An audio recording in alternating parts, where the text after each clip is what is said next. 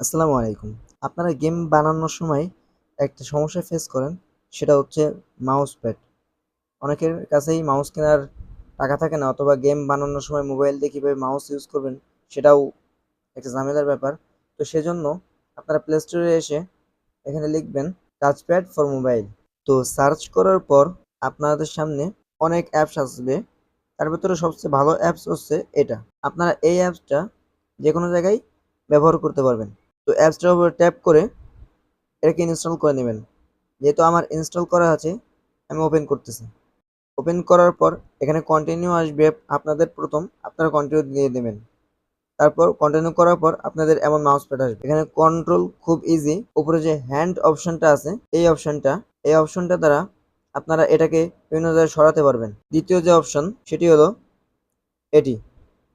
এই অপশনটির দ্বারা আপনারা এটাকে মিনিমাইজ এবং ম্যাক্সিমাইজ করতে পারবেন। তো আশা করি বুঝতে পারছেন কিভাবে অ্যাপসটা ইউজ করতে হয়। ভিডিও ভালো লাগলে অবশ্যই একটা লাইক দিবেন।